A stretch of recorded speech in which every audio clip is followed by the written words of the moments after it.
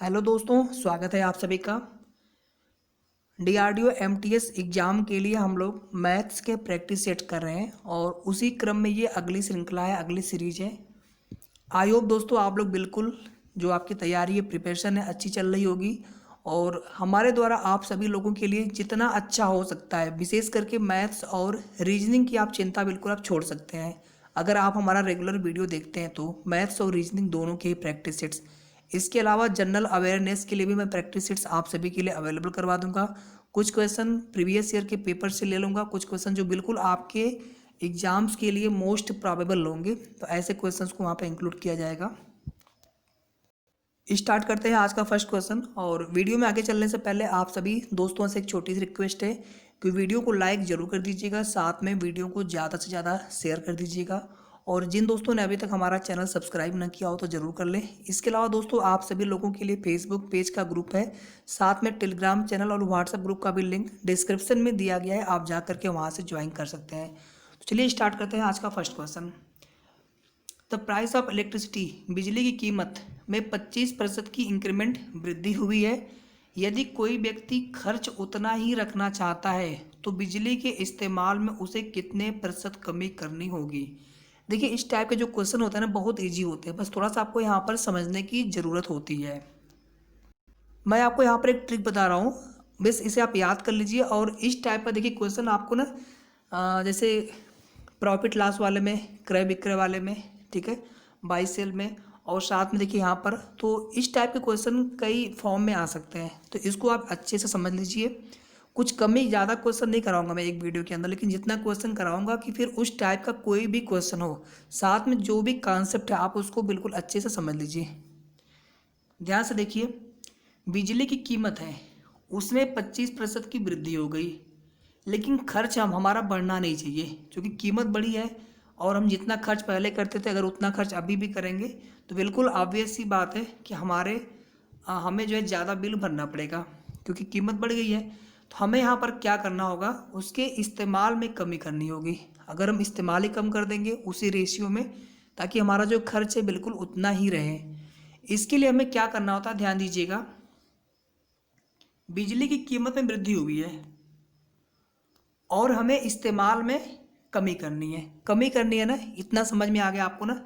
आप क्या करेंगे यहाँ पर, जब भी आपको इस टाइप का क्वेश्चन आ जाए, सबसे पहले आप जो पहली बार जितनी वृद्धि हुई है या जितनी कमी हुई है उसको आप ऊपर लिख लीजिए ऐसे, और यहाँ पे आप 100 से मल्टीप्लाई कर दीजिए। इतना काम हो गया। आगे देखिए, अगर यहाँ पर वृद्धि की गई है पहले और आपसे कहा जाए कितने प्रतिशत कितने प्रतिशत कमी करें हम, कि जो हमारा खर्च हो या फिर जो भी हो हमारा उसे मेंटेन रखना है, तो उस स्थिति में क्या करेंगे आप, जो आपने ऊपर लिखा है ना यहाँ पर, इसे आप 100 में ऐड करके नीचे डिवाइड कर दीजिएगा 125। इसे आप ऐसे समझ सकते हैं कि जैसे यहाँ पर 25% है वृद्धि हुई है, हमें कितने प्रतिशत कमी करनी है ना, तो यहाँ पे आप 100 हो गया। और यहाँ पर आप अगर कमी करनी होगी तो 100 में आप ऐड कर दीजिएगा जो वृद्धि हुई है, 100 + x मतलब 125 हो गया। अगर यहीं पर कमी होती, 25% की कमी की गई होती और आपसे ये कहा जाता कि खर्च उतना ही रखना है, तो बिजली के इस्तेमाल को हम कितना प्रतिशत बढ़ा दें, उस स्थिति में क्या करेंगे, बाकी सारी चीज़ें आप वैसे ही लिखेंगे 25 और यहाँ पे मल्टीप्लाइड बाई 100, नीचे क्या करेंगे आप 100 - x कर देंगे, तो यहाँ पर आप 75 से डिवाइड करेंगे।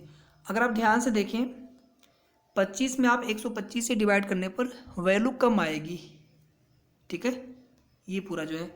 और अगर हम 25 × 100 में 75 से अगर डिवाइड करते हैं, 25 × 100 में टोटल में, तो यहाँ पर जो वैल्यू होगी 25 से ज़्यादा आएगी। समझ में आ रहा है सभी को।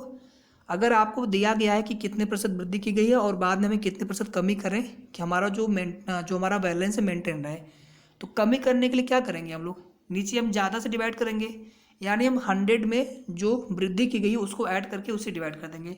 और अगर कहीं कमी यहाँ पर हुई है, इसका मतलब हमें बढ़ाना पड़ेगा, उसके लिए क्या करेंगे, हम 100 में से इसको माइनस करके उससे डिवाइड करेंगे। बस आपको इतना ही याद रखना है। सभी को समझ में आ गया होगा मुझे लगता है।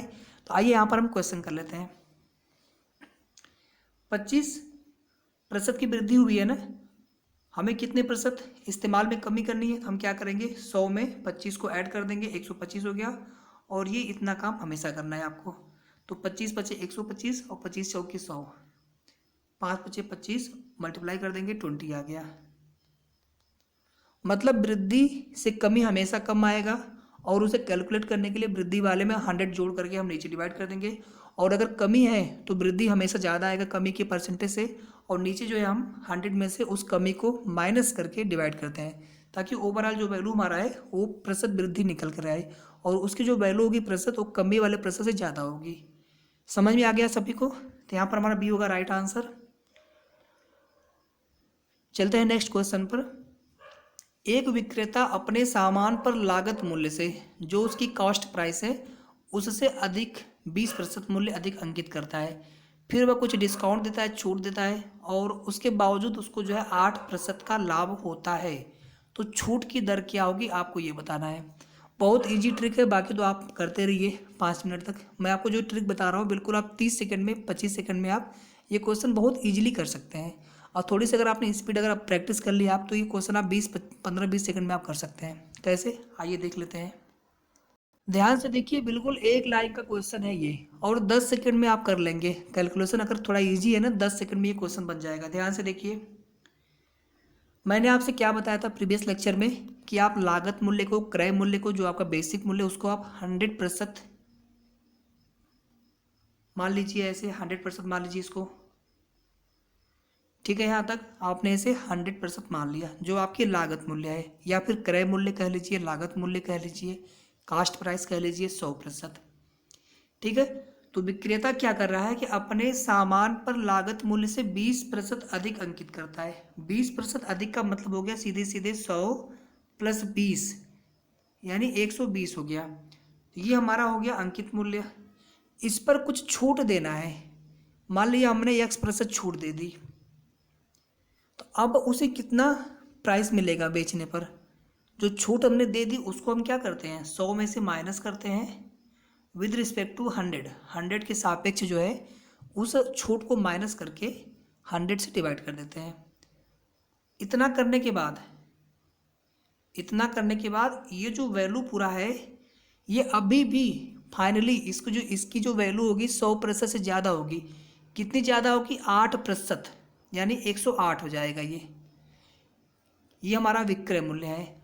अगर आप कंपेयर करेंगे तो ये कास्ट प्राइस यानी लागत मूल्य से 8% ज़्यादा है, लागत मूल्य से 8% ज़्यादा है।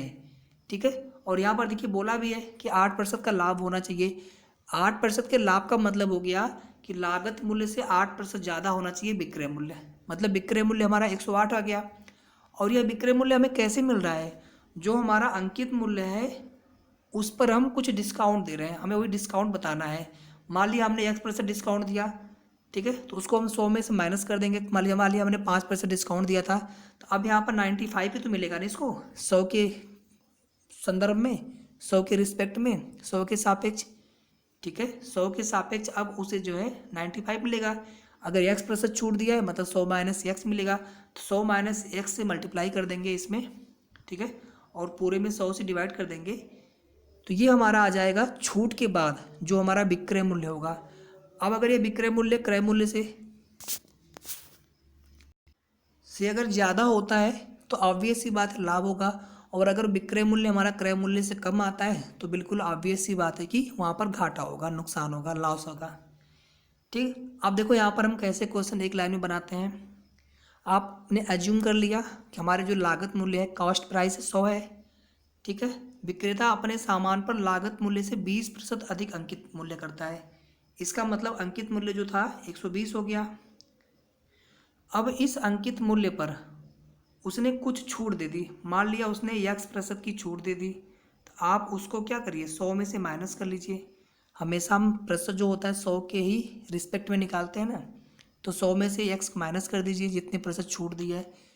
X% का मतलब हो गया, मान लिया 5% है, तो 5 जो है 100 में हुआ ना, 100 में हमने 5 भाग छोड़ दिया और हमें 95 भाग मिलेगा। तो हम 95 कैसे पाएंगे, 100 में से 5 माइनस करेंगे। ऐसे ही यहाँ पर 100 में से X को माइनस कर देंगे, और नीचे जो है आप यहाँ पर 100 से डिवाइड कर दीजिए।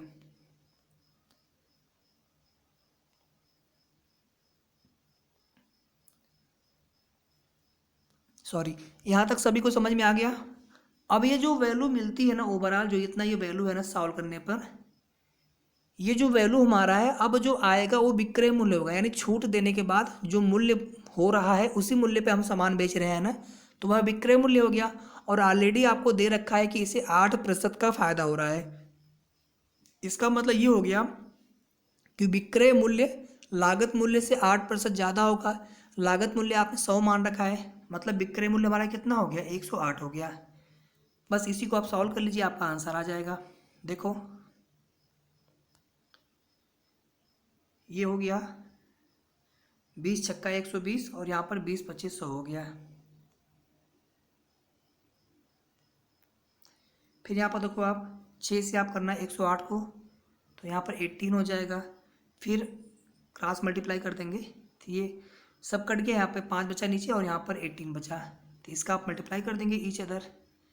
तो ऊपर कितना बचा यहाँ पर 100 माइनस एक्स, और ये कितना हो जाएगा 18 पचे 90। हमें चाहिए एक्स, तो x is equal to 100 minus 90, मतलब कितना हो गया 10%। ये हमारा आंसर हो गया।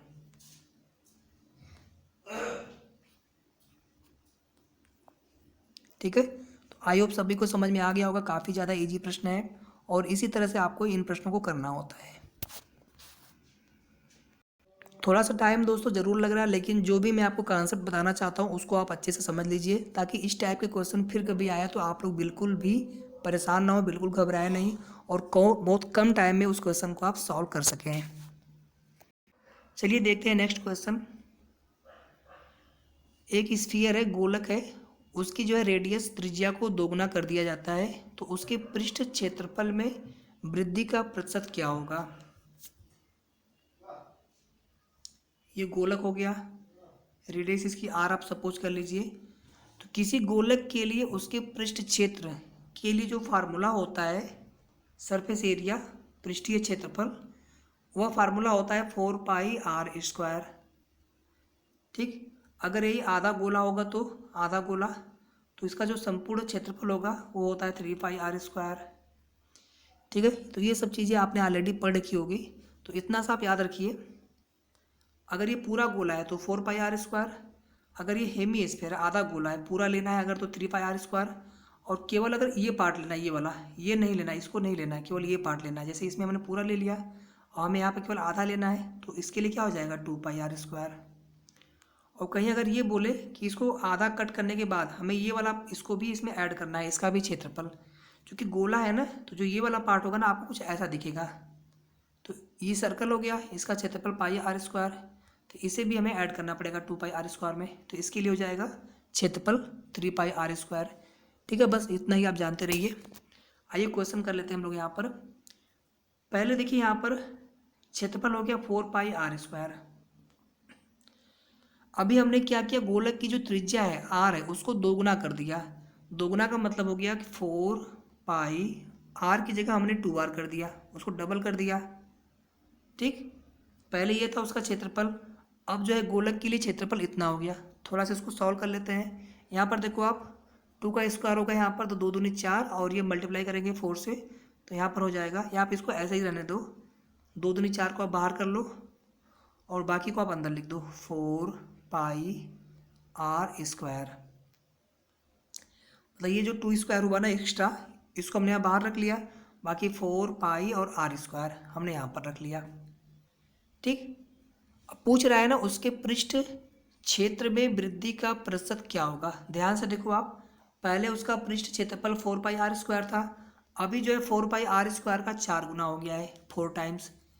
ठीक है, तो 4 गुणे 4πr², मतलब पहले की तुलना में 4 गुना हो चुका है।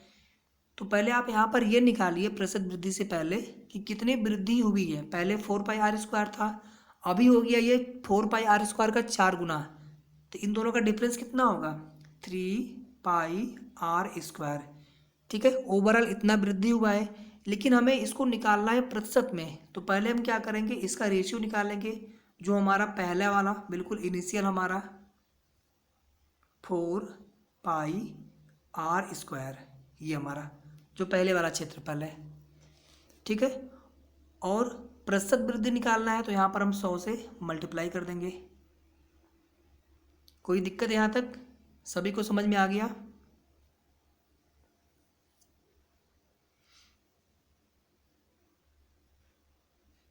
गलत हो गया ना, ठीक है, सॉरी।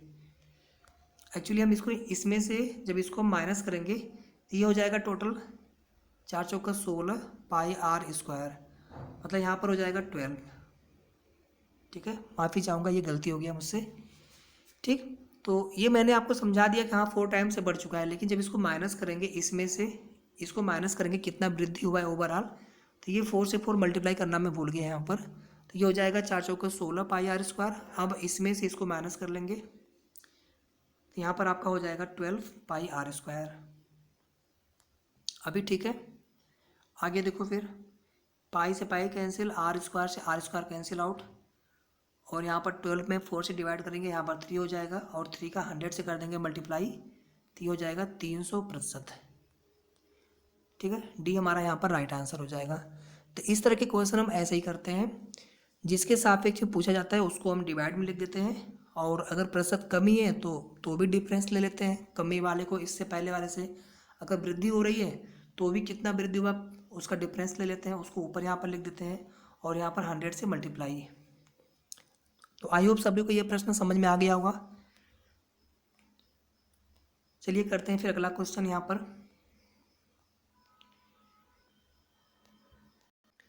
दो वर्गों के जिनमें से एक अपने विकर्ण पर दूसरे की तुलना में दोगुना है, क्षेत्रफल का अनुपात क्या होगा? ध्यान से देखना आप, दो वर्ग हैं, मान लीजिए पहला वर्ग हमारा ये हो गया स्क्वायर, वर्ग में सभी भुजा आपस में बराबर होती हैं। ठीक है, दो वर्गों की जिनमें से एक अपने विकर्ण पर दूसरे की तुलना में दुगना है, अपने विकर्ण पर, ये इसका विकर्ण होता है।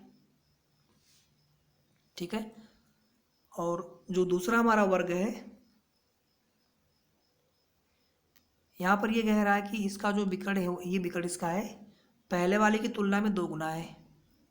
ठीक, मान लीजिए ये विकर्ण इसका यहाँ पर D1 है और इसका विकर्ण यहाँ पर D2 है। आपको बताना है दोनों के क्षेत्रफल का अनुपात। तो क्षेत्रफल के लिए हमें क्या चाहिए? भुजा चाहिए, साइड चाहिए। ठीक है, फिर क्षेत्रफल का मान कितना होता है? साइड इंटू साइड होता है। तो आप एज्यूम कर लो कि यहाँ पर ये भुजा A है और यहाँ पर ये जो भुजा है B है। इतना क्लियर है सभी का? अगर ऐसा है तो पहले वाले के लिए देखो ध्यान से आप, क्षेत्रफल कितना हो जाएगा? A स्क्वायर, और दूसरे वाले के लिए क्षेत्रफल कितना हो जाएगा? क्योंकि इसके साइड B है तो इसके लिए क्षेत्रफल कितना हो जाएगा? एरिया B स्क्वायर हो जाएगा। ठीक, रेशियो पूछेंगे अगर यहाँ से तो आप बोल देंगे यहाँ से A square upon B square, या फिर B स्क्वायर बड़े वाले से छोटे का तो B square upon A square. ठीक है, जो पहला वाला है ना, हमें एक्चुअली इसको पहले बनाना चाहिए था। पहला वाला दोगुना है, दूसरा वाला दोगुना है पहले वाले से। ठीक है, तो कोई नहीं, बड़े वाले का छोटे वाले से रेशियो पूछा है क्षेत्रफल का, तो रेशियो क्या हो जाएगा फिर यहाँ पर? B square upon A square. इतना सभी को समझ में आ गया?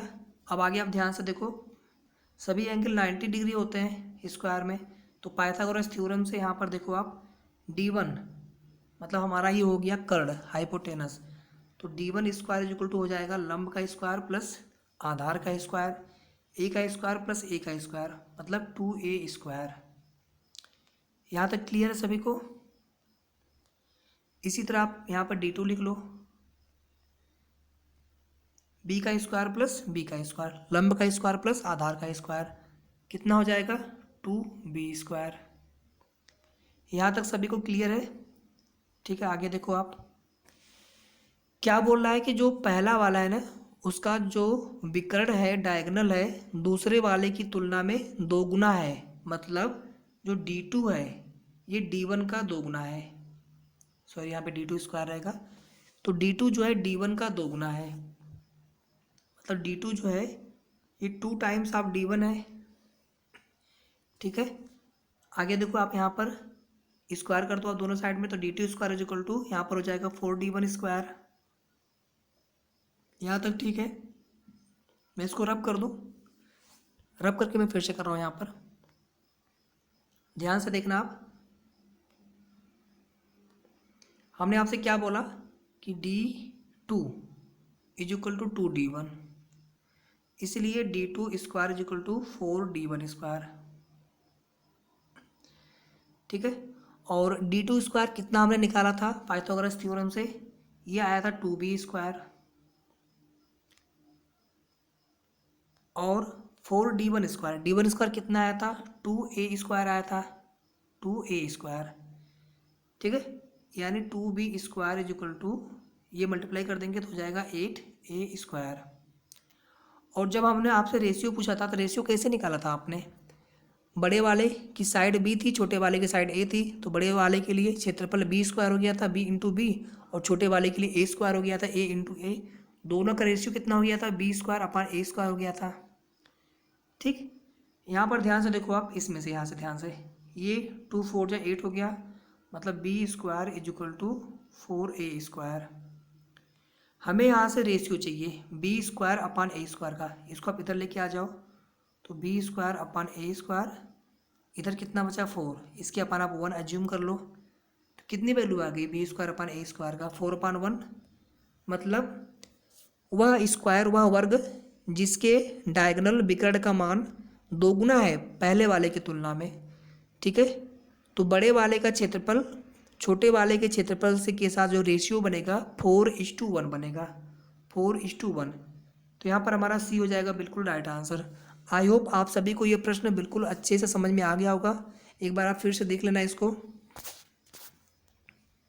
चलो अगला क्वेश्चन करते हैं। यहाँ पर एक व्यक्ति है ट्रेन के द्वारा 80 किलोमीटर प्रति घंटे की गति से 600 किलोमीटर, ठीक है, इसके अलावा जहाज़ से 30 किलोमीटर प्रति घंटे की गति से 600 किलोमीटर, इसके बाद जो है एरोप्लेन द्वारा, विमान द्वारा 400 किलोमीटर प्रति घंटे की गति से 500 किलोमीटर, और कार के द्वारा 60 किलोमीटर प्रति घंटा की गति से 300 किलोमीटर की यात्रा करता है। तो पूरी यात्रा में उसकी औसत गति यानी किलोमीटर प्रति घंटा, ठीक है, उसकी एवरेज स्पीड जो है किलोमीटर पर आवर में कितनी होगी पूरे यात्रा में, for the entire distance.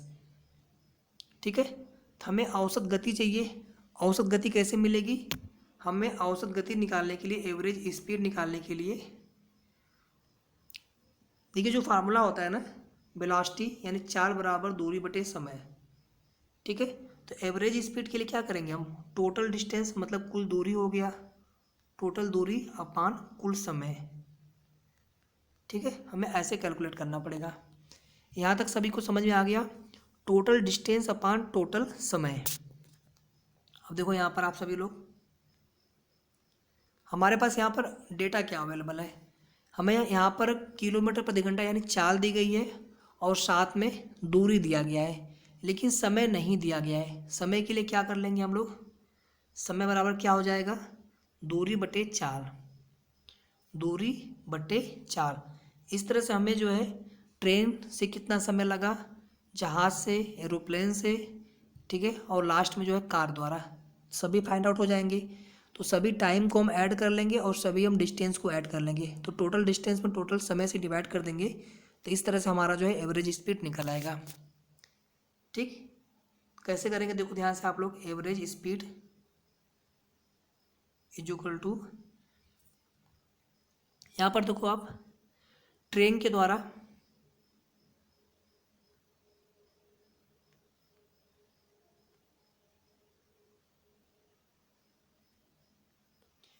Train के द्वारा 80 किलोमीटर प्रति घंटे की गति से 600 किलोमीटर की दूरी तय कर रहा है, तो 600 हो गया दूरी, प्लस नीचे हम समय लिखते जाएंगे। तो समय कितना हो जाएगा, मैंने क्या बताया था आपसे कि जो डिस्टेंस है उसमें हम चाल से डिवाइड कर देंगे, मतलब 600 में हम जो है 80 से डिवाइड कर देंगे, तो कितना आएगा, डिवाइड करके देखिए आप लोग, 600 में से हम 80 से डिवाइड करेंगे, कितना आ जाएगा, 15/2 आएगा। ठीक, इसको हम ऐसे ही लिख लेते हैं यहाँ पर 15/2 प्लस, नेक्स्ट देखो आप यहाँ पर, जहाज से 30 किलोमीटर प्रति घंटा की गति से 600 किलोमीटर, तो जहाज के लिए यहाँ पर 600 हो गया कुल दूरी, दूरी का मान 600 हो गया, और समय कितना हो जाएगा, उस 600 किलोमीटर में हम 30 किलोमीटर प्रति घंटा से डिवाइड कर देंगे तो कितना आ जाएगा 20। ये घंटा हो गया। फिर देखो आगे, इसके बाद जो है एरोप्लेन से 400 किलोमीटर प्रति घंटा की गति से 500 किलोमीटर, तो कुल दूरी कितना हो गया एरोप्लेन के लिए 500 किलोमीटर। और यहाँ पर समय कितना हो जाएगा, 500 किलोमीटर में जो दूरी है उसमें हम 400 किलोमीटर प्रति घंटे से डिवाइड कर देंगे तो कितना आ जाएगा 5/4 आ जाएगा। यहाँ तक क्लियर है सभी को। आगे देखो आप, कार द्वारा 60 किलोमीटर प्रति घंटा की गति से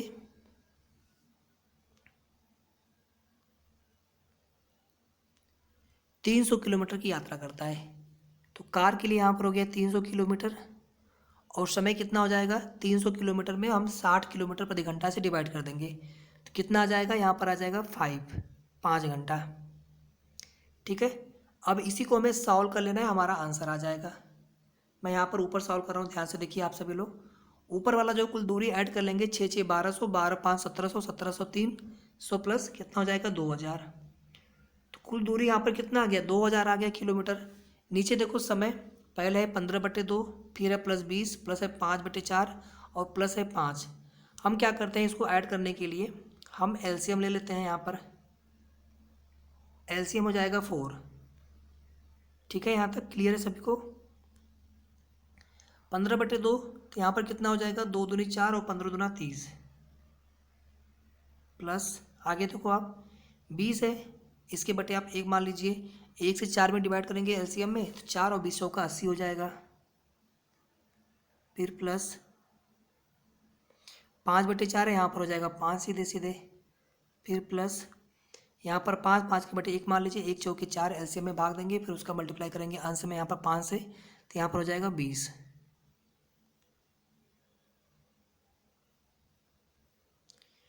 ठीक, फिर देखो मैं यहाँ पे कर रहा हूँ, थोड़ा सा स्पेस कम है। ऊपर हो गया 20,000, सॉरी यहाँ पर थोड़ा सा स्पेस कम हो जा रहा है।